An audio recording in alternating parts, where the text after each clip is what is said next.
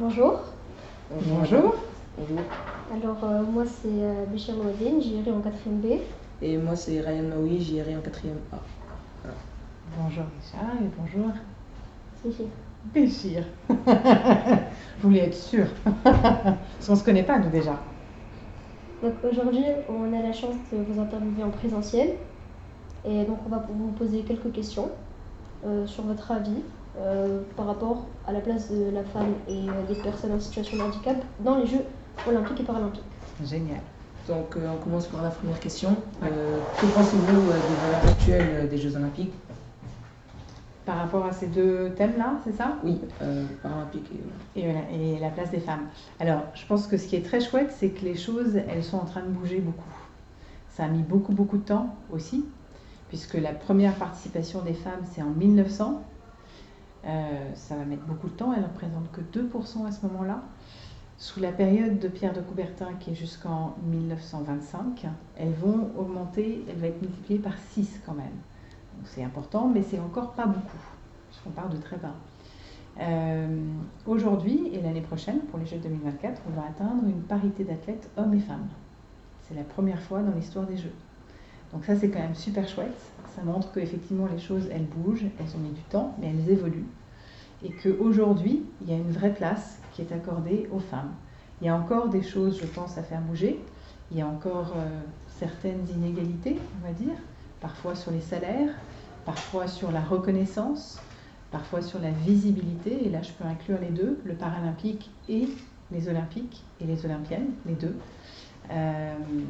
Mais ce qui est très chouette, c'est qu'on voit que, je pense, notre époque est prête justement à faire évoluer ces choses-là.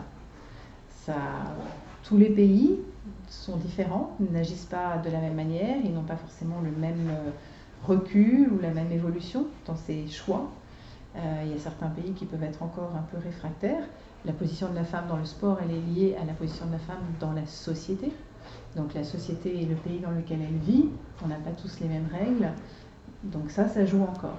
Mais la chance des Jeux Olympiques, c'est que ça donne peut-être aussi une opportunité à des femmes qui n'auraient pas le droit de faire un certain nombre de choses dans leur propre pays, en ouvrant cette porte du sport, de peut-être pouvoir ouvrir un dialogue, ouvrir des débats, des réflexions sur justement l'évolution des choses encore à faire. Et ça, autant pour les personnes en situation de handicap que pour la femme.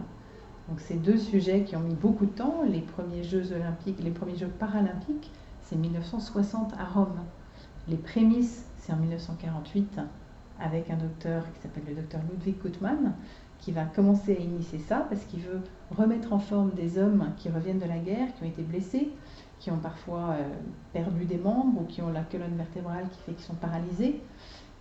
Et en fait, pour leur redonner goût à la vie, pour les remettre en selle, pour leur donner envie de retrouver un esprit positif, il va les mettre au sport. Et il va leur apprendre en fait à muscler le haut de leur corps déjà, puisqu'ils sont paralysés, et il va leur apprendre à faire du tir à l'arc. Parce qu'en faisant ça, ils vont se muscler les épaules et toute la partie du torse. Et en fait, ça va les remettre un peu en mouvement, en dynamique, leur redonner aussi goût à la vie, parce que ça leur fait du bien au corps, mais aussi à l'esprit. Et du coup, il va créer ces compétitions, ça va devenir des compétitions, et petit à petit, ils vont en avoir de plus en plus, ça va se diversifier, ça va pas être que le tir à l'arc, ça va être plein d'autres sports qui vont s'introduire, et c'est ça qui va commencer à donner ces Jeux Olympiques, parce que ces compétitions vont devenir internationales, et ces Jeux Olympiques vont devenir les Jeux Paralympiques pour les personnes en situation de handicap. Voilà, donc ça c'est une évolution pareille comme la femme, qui est longue, qui est lente, un peu trop peut-être, mais qu'aujourd'hui, notre société est peut-être capable de faire bouger encore plus, de faire avancer encore plus. Et on dit changer le regard, c'est important en fait ça, ce terme de changer le regard. Quand on rencontre quelqu'un de différent, on a parfois des idées préconçues, on a parfois des a priori. Et en fait, c'est important de changer ce regard, de le faire évoluer, de lui permettre d'apprécier différemment et d'apprécier aussi bien les choses différentes que ce qu'on connaît et qu'on a l'habitude de voir. Voilà.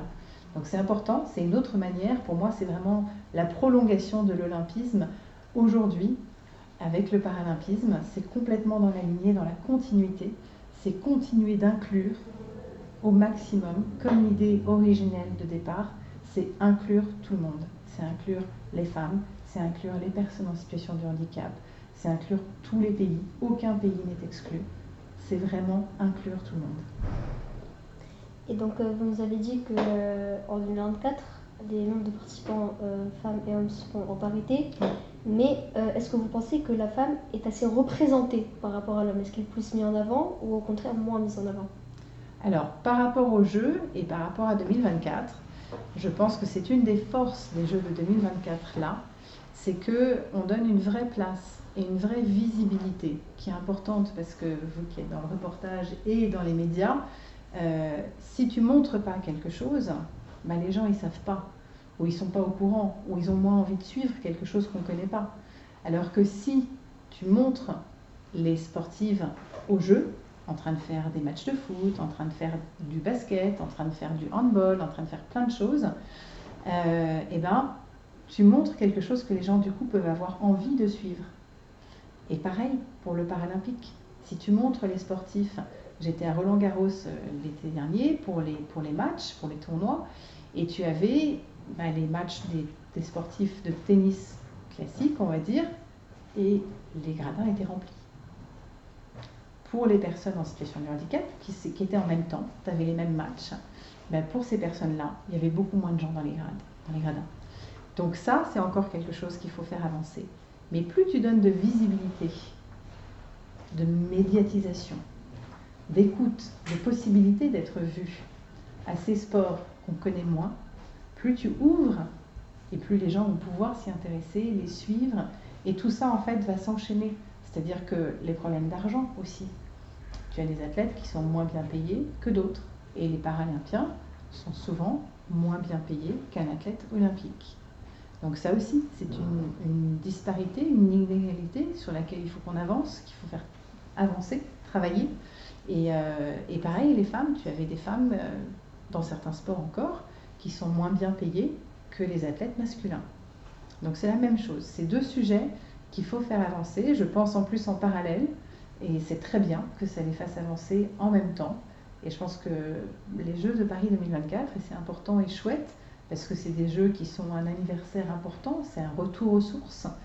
L'origine des Jeux Olympiques qui est née à Paris en 1894, donc ce sera les 130 ans de la naissance des Jeux, de la rénovation des Jeux Olympiques à Paris par Pierre de Coubertin, et ce sera aussi les 100 ans des derniers Jeux à Paris.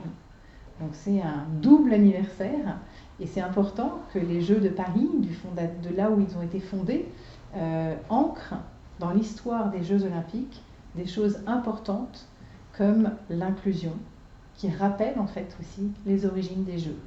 Et donc c'est la première fois qu'on a un logo unique pour les Jeux Olympiques et les Jeux Paralympiques. Donc c'est vraiment l'idée de rassembler les Olympiens et les Paralympiens, on parle d'une seule équipe. Donc c'est vraiment dans cet esprit-là. C'est la première fois qu'on a la parité des athlètes féminins et masculins. Donc, vous pensez qu'il y a encore des progrès à faire? Oui, je pense qu'il y a encore des progrès à faire. Je pense qu'on a fait déjà des gros progrès et qu'on avance de mieux en mieux. Et qu'on donne aujourd'hui une vraie écoute, une vraie place, qu'on aide et qu'on contribue à faire évoluer et changer les choses. Et c'est important parce que chaque époque est différente. Chaque époque évolue différemment dans les pays, dans les années. Et voilà, moi je suis très heureuse d'être dans une époque qui permet peut-être de faire bouger ces choses-là, plus encore. Et pas de manière, ça c'est important aussi, pas de manière, la parité, je trouve que c'est un mot qui est ambivalent. Je trouve qu'on doit évidemment donner une place à tout le monde. Mais vouloir faire un chiffre exact, absolu, de il faut tant d'hommes, tant de femmes, tant de personnes en situation de handicap, tant de personnes valides, enfin, en fait, il ne faut pas oublier qu'on est tous différents et que nos compétences, elles sont toutes différentes. Et mettre une femme, parce qu'il faut mettre une femme pour remplir un quota, pour moi, c'est un peu étrange. Je pense qu'il faut mettre une femme parce qu'elle est valorisée, parce qu'elle est bonne, parce qu'elle est compétente à cette place-là. Et que donc, elle est juste à cette place-là. Ou une personne en situation de handicap, c'est la même chose. Parce qu'une personne en situation de handicap va avoir une compétence bonne là et peut-être une moins bonne là, comme une personne valide va avoir une bonne compétence ailleurs et pas une autre. Et donc, moi je pense que c'est aussi ça, être paritaire, c'est aussi être juste, c'est être égal, donner une chance égale à tous, mais pas donner une chance pour remplir un quota, ou parce que c'est à la mode en ce moment, ou parce qu'il faut mettre des femmes partout. Ça n'a pas de sens pour moi, ça. Et en fait, c'est même contre-productif. Parce que dans ces cas-là, on va mettre une femme qui n'aura peut-être pas les compétences pour un sport ou pour un job, parce qu'il faut mettre une femme. Et du coup, ça va desservir la cause. Parce qu'au final, on va lui reprocher de ne pas être à sa place. On va lui reprocher de ne pas être assez bonne ou assez forte. Il ou elle, si c'est un homme ou une femme en situation de handicap, c'est la même chose. On va dire, ah, ben c'est parce qu'il est handicapé. Ah, c'est parce qu'on a mis une femme. Voilà. Et là, on retombe dans les stéréotypes, on retombe dans les a priori, et on retombe dans les préjugés. Et tout ça, c'est ce qu'il faut combattre. Donc il faut le combattre, mais de manière juste, de manière équitable et de manière intelligente, constructive en fait. Donc dans le milieu du sport, dans lequel vous êtes très investi, est-ce que des gens vous traitent différemment? Et si oui, pour quelles raisons? Une bonne question. Est-ce qu'on me traite différemment? Alors, je pense qu'il y a toujours un a priori, d'une certaine manière, et il est à double tranchant, comme toujours. C'est-à-dire que tu as des gens, parce que j'ai un nom qui est célèbre, qui est connu, parce que je suis une descendante de Pierre de Coubertin, tu as des gens qui vont avoir un a priori positif ou négatif, et qui vont avoir une idée peut-être préconçue, en se disant « Ah chouette, je vais rencontrer quelqu'un qui est une descendante de Pierre de Coubertin, le fondateur des Jeux Olympiques, j'adore le sport, j'adore les jeux, donc là je vais avoir un avis favorable, alors que la personne elle ne me connaît même pas encore. » Et à l'inverse, tu vas avoir des gens qui n'aiment pas le sport, qui trouvent que des choses négatives dans les Jeux Olympiques, que ça draine de l'argent, qu'il y a des gens qui instrumentalisent pour des raisons politiques les Jeux, plein de choses qui sont vraies aussi. Et donc là, on va avoir un a priori négatif sur moi. On va se dire, ah, voilà, elle participe à des choses qui ne sont pas justes, pas équitables, qui ne sont pas inclusives aujourd'hui. Voilà, il va y avoir les deux. Donc oui, c'est vrai, je pense que n'importe qui, en fait, a un a priori. Quand tu rencontres quelqu'un, tu as une première impression. Tu as une première impression physique, tu as une première impression globale. Et voilà, avant de rencontrer la personne, tu peux aussi avoir déjà une idée. C'est un peu des a priori. Oui. Mais quand tu rencontres la personne, ben là, tu peux te faire ta propre opinion. Et tu peux te dire, et tu peux changer d'avis aussi. Tu peux dire, ah ben voilà, je pensais qu'elle était sympa, en fait, non, pas du tout. Ou peut-être l'inverse, j'espère. Mais voilà, donc oui, je pense qu'il y a des a priori, c'est normal. Après, je pense que c'est important, justement, d'être sur le terrain, de rencontrer les gens pour de vrai, parce que ça permet de créer du vrai lien.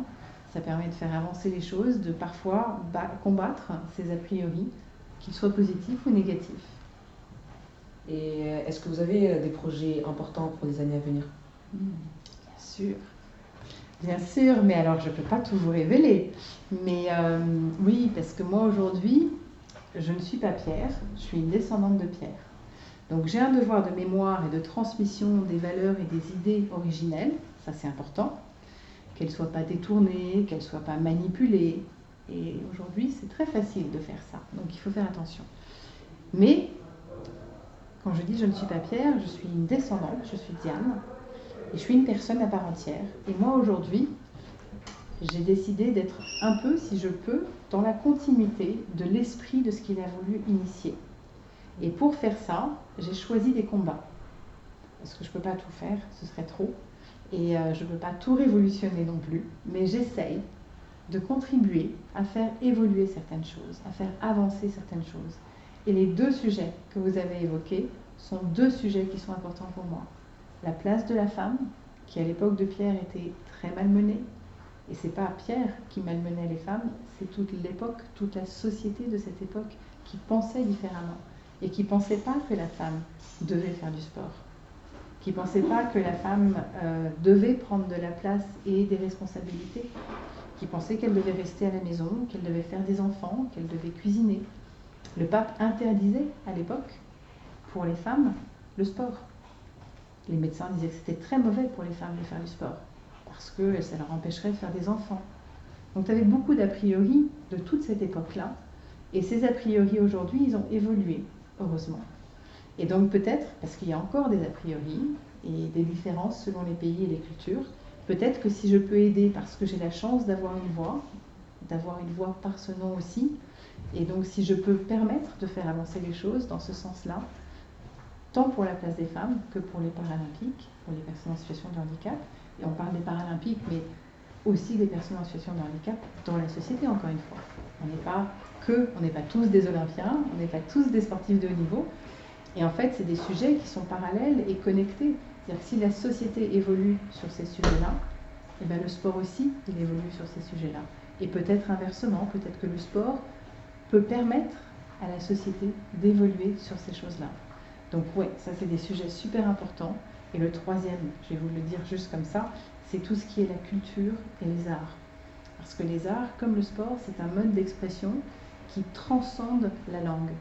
On n'a pas besoin, un dessin, si on ne parle pas la même langue, je peux comprendre ce que tu as dessiné. Voilà. Donc c'est la même chose, ça a la même force que le sport, de permettre d'exprimer des choses, de partager des choses, de créer du lien. Et les arts, c'est le dessin, mais c'est plein d'autres choses, c'est la musique rassemble. D'ailleurs, Pierre avait recommandé dès le départ un hymne olympique, parce qu'il savait que la musique a le pouvoir et la force de rassembler les gens. Donc c'est tous les arts en fait, c'est très important tous les arts. Donc les projets d'avenir, oui, c'est continuer de développer des choses autour de ça. J'ai pris des engagements aujourd'hui, forts, importants pour moi, avec l'Union nationale du sport scolaire, l'UNSS en France, auprès de qui je suis ambassadrice. Donc l'idée c'est de partager toutes ces idées, de les faire évoluer ensemble avec vous les jeunes, que dans votre esprit ce soit des choses qui soient aujourd'hui normales. C'est un mot c'est un mot qui est très utilisé à tous les, mais que ce soit pour vous quelque chose qui est une évidence. Voilà. Et aujourd'hui vous avez des outils différents, des moyens de communiquer différents, et donc il faut travailler avec son époque, être de son temps. Donc voilà, donc les engagements avec l'UNSS, avec l'ISF, qui est la Fédération internationale du sport scolaire, auprès de qui je me suis engagée pour être responsable de tout ce qui est l'éducation, de tout ce qui est l'héritage des jeux, justement, de les faire évoluer, et de tout ce qui est la culture. Donc vraiment allier encore une fois les trois. Et je vais probablement prendre des engagements plus forts encore avec eux, parce qu'on est aussi à l'international. Là, le focus, il est quand même sur Paris, parce que c'est les Jeux qui arrivent dans moins de 8 mois, là. Donc c'est important, mais c'est aussi important de travailler à l'international, très important. Et donc de permettre, encore une fois, de créer des liens avec l'AEFE aussi, tout ce qui est justement, comme vous, les lycées français et l'éducation française à l'étranger. Voilà, donc plein d'engagements en cours, là avec un focus vraiment sur 2024, et avec des choses déjà enclenchées et déjà mises en place pour au-delà. Merci beaucoup. Merci beaucoup pour cette interview. On espère vous revoir prochainement, et c'était un bonheur de vous poser ces questions. Merci. C'était très agréable. Merci à vous. Merci à vous. Vous êtes très chouette et c'était des très bonnes questions. Merci pour vos questions. Merci.